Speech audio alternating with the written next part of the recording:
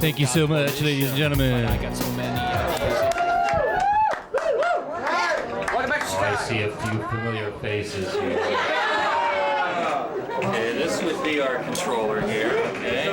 That would be our disc. Can everybody see a screen more or less?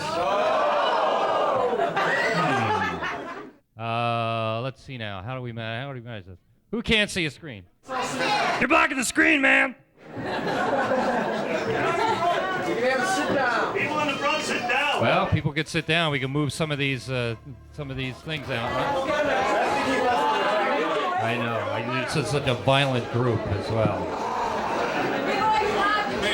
Well, you want to try sitting down? We can move some of these. Lift this one up further. You can try that. Okay, we get a couple of big husky men's here. We're going to try and lift this one up. Husky men. What happened to Letterman? Well, he left NBC and he went to CBS. In public recently. So I had to figure out some way to characterize what I was doing as opposed to what I used to be doing. And I came up with this concept of interactive music, therefore TRI. Get it?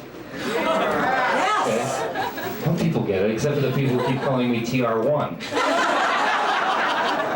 That's because I've got this CD1 disc coming out. Anyway, I decided I wanted to create a basic difference in the way music was experienced, and it also affects the way I make it as well. But for you, the listener, a different way of experiencing the music, and maybe experiencing it in some ways that you've always wanted to. The difference between this and a regular CD is that the regular CD you put it in is going to be the same way no matter what you do, unless you hit the shuffle button. Then it'll mix the songs up.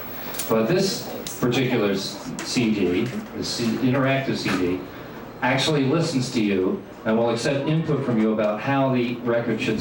Always consider music or video or movies and things to be a passive experience, something where it just kind of happens to you and you listen or disengage physically and let your mind do all the work. And then there are other people, some youngsters. Hey, like this young man right here. You play Game Boy? Nope. He doesn't play Game Boy. He's the only child in the universe. Super Nintendo. Oh, Super Nintendo, excuse me. Anyway, this kind of thing. Jacking the old joystick around constantly. So you have to support all these things because different people are going to expect different things out of it. So this disc supports the entire continuum of interactivity. That is, if you put the disc in the player and you start it up, it'll thrash around a little bit. A little picture will come up on the screen, and it'll go out and get some computer code and some sound to start playing. And as soon as it's done, it'll load up and begin to play. Let's get this up to deafening volume. Which one is it? Number 2. There we go.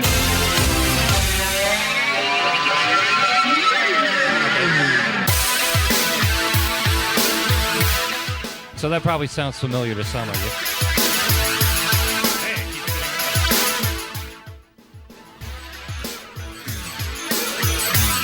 Hold on, my remote control is going mad. Give me a second here. No, it's one of these things where the remote has gone caca. Okay. There, I'll just stop it and start it over again. That'll do it. So I'll adjust it from here.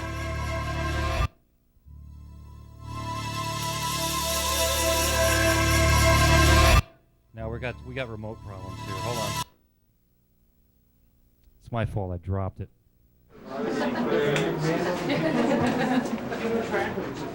Take it from the top. Hey. Okay. So if you don't do anything else, let it take its course, load up the stuff, and start the music playing. It'll just like the regular non-interactive CD. We're under control now. No, we're not.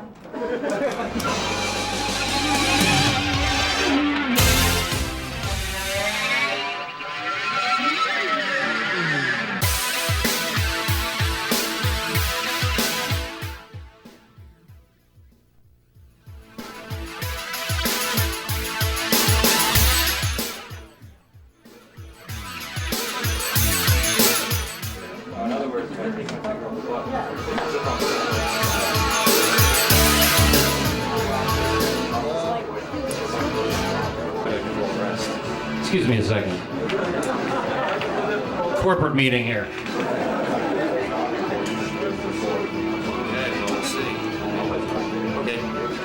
Okay, it seems to be working. Anyway, you all recognize this part of it. Now, if you press the buttons here and start diddling around, this little editor screen will come up. It'll allow you to control various aspects of the music. And the first thing you can control, even if you don't learn anything else about it, is you can get 4 other versions of the record. When I put together this little system, I gave the database of musical ideas to some producer friends of mine, Jerry Harrison, Don Was, Hal Wilner, and Bob Clearmountain. They did their own versions. And you can get to any one of those versions. It's like 5 records kind of running simultaneously. And I'm going to give you a little hint at what, let's say, Don Was is up to right now. Now, see.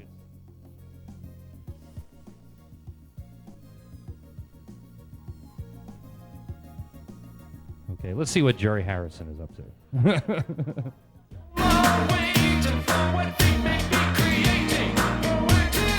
There's Jerry. Bob Clearmountain. Oh, Hal Wilner. All right.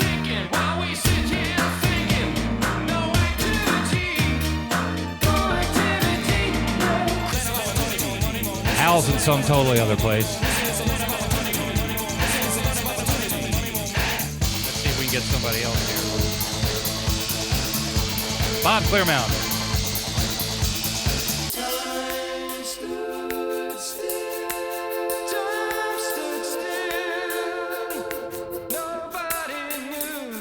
Isn't that pretty? So essentially,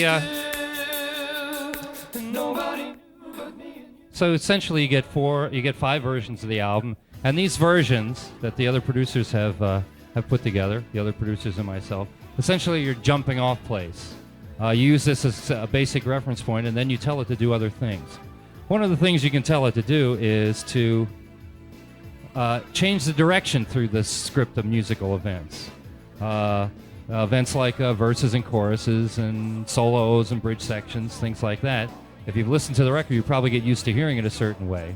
Well, what would it be like if you could go through the album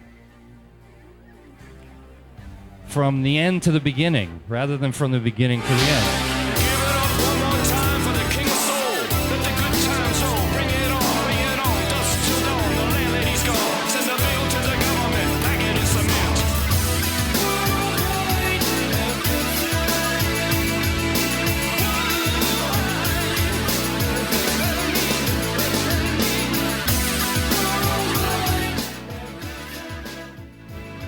So essentially, we're moving backwards now through the performance. Another thing we can do is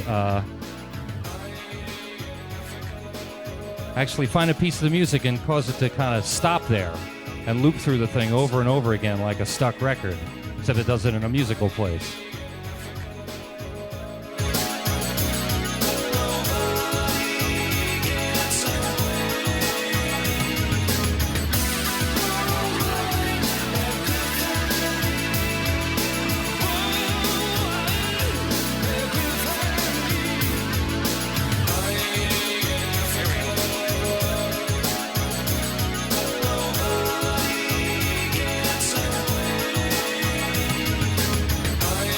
Okay, there we go.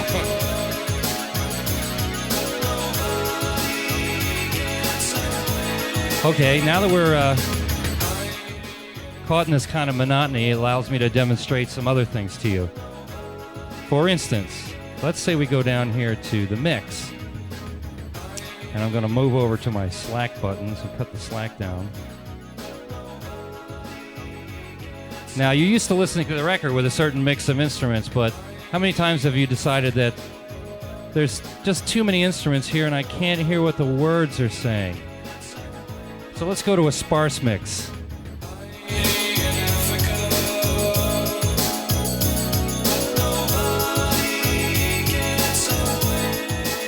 I don't know if you can tell, but some of the instruments have dropped out. And if you can't tell, let's hear what a thick mix sounds like.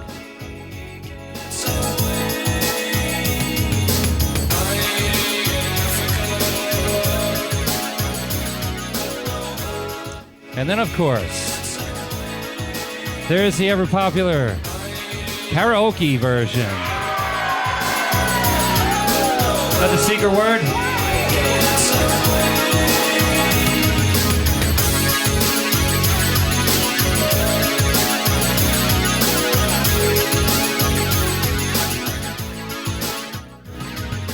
So anyway, if you've ever listened to the album and decided that you wanted to hear the lyrics a little better, or maybe that you didn't want to hear the lyrics at all, you now have control over that. Not. Let me show you something else. Perhaps you're not in the mood for something as chirpy as this. So let's do something sad.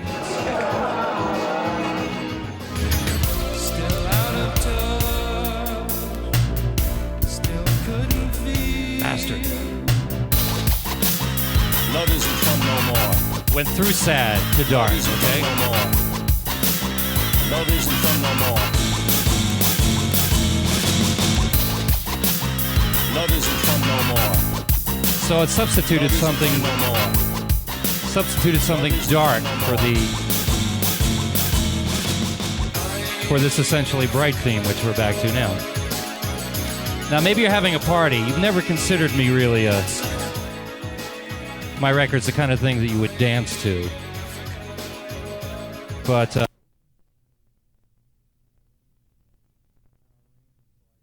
on our range of selection. And then we're going to go fast as we can. Still out of touch. Put this right here. There we go. Still out of touch. There we go. Couldn't feel.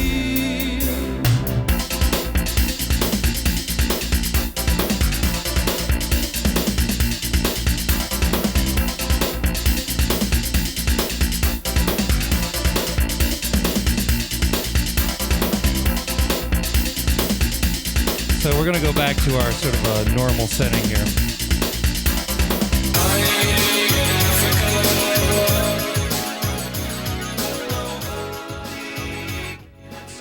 Now let's go back to our little direction controller here. Now we're moving forward again, kind of our normal course of events, but I'm gonna jack the speed up to supersonic, very fast forward. It's going to go through this list of musical events so fast, it's just going to sound like random events happening. Here we go.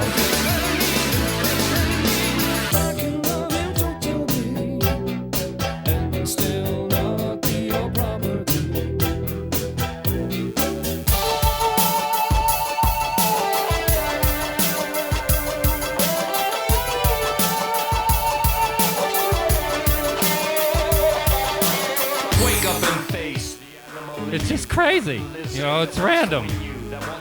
So let's go back over here to this little thing called form. And we're going to say, this is just too wacky. Could you make it more conservative? So we'll try and make songs out of this kind of just wackiness.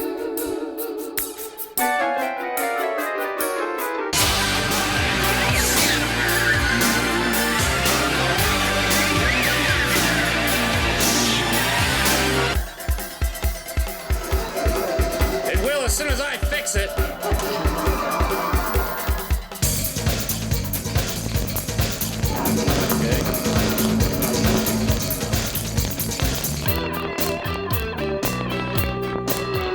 we gotta do a little pause. We got this thing. There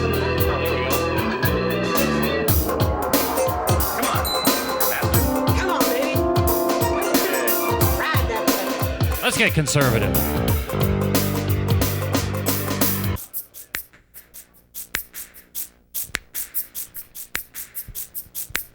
Listen for a while before you hear it.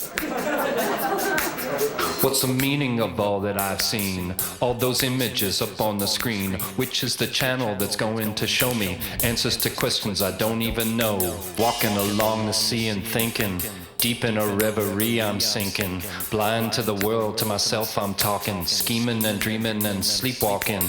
How many I watch the sea. So if I go back here, you'll see that we're still very fast forward. It's just zipping through there. I'm trying to make music out of chaos.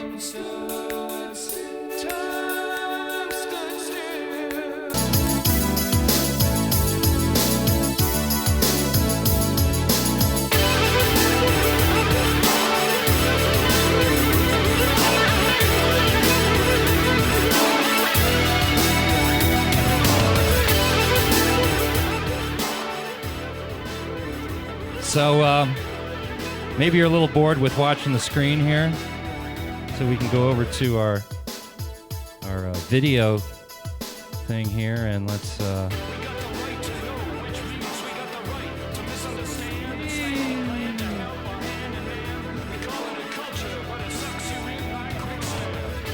look, kind of billboards flying by, you know, or you can steering it, yes, and you can have this sort of personal swarm of mosquitoes that follow you around the screen.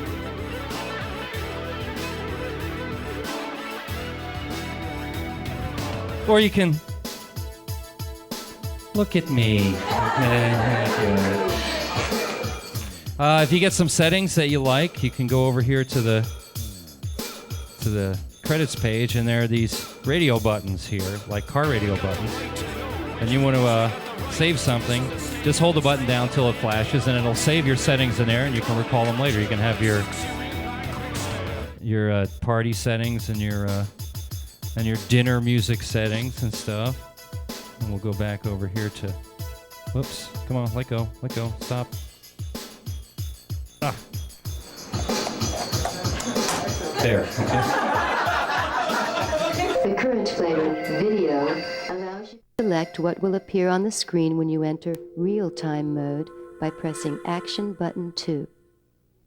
The items in the list can be scrolled by moving the highlight over one of the pair of large controls just under the list and pressing Action button 1. Okay, then I'll go back to its little dog and pony thing here. Now I was talking about that other end of the continuum, that Jack and the Joystick end of the continuum. You can go to one of these flavors here, we call them, and connect up the axes of your pointer, you know, which would normally be your little remote control device. You can connect these controls up to, in this case, the trackball. And as I move the trackball around, it's controlling directly what's on the screen. Or as I move it like this, I can cut down the slack. So I don't even have to look.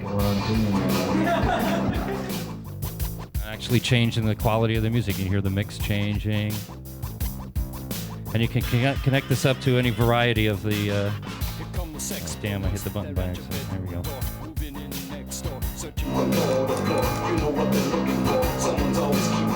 And that's just about the story there. If anybody has any questions, aside from why isn't this working, I'll be happy to answer them now. What the fuck? I don't see any reason why I would. I suppose our Phillips representative would answer that, but I think I can take a fair degree of confidence. System, and that's where this device is meant to be plugged in. So there's, from my standpoint, a big difference between computer version and is how will it affect live performances. And there will be a, or at least we're planning on, a live tour that will. It'll be a fully interactive show. There'll be every night will be a different show, and there'll be some.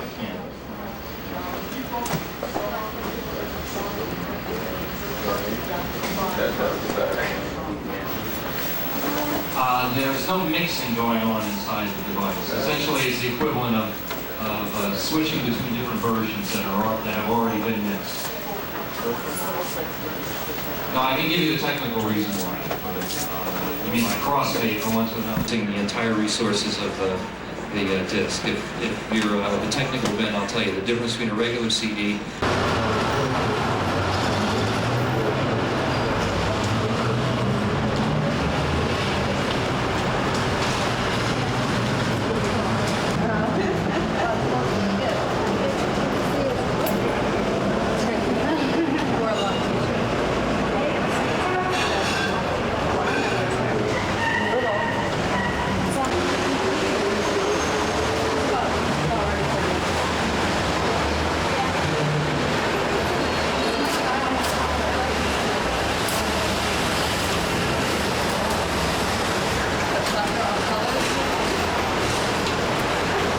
I only used 355 of them in my version of No World Order.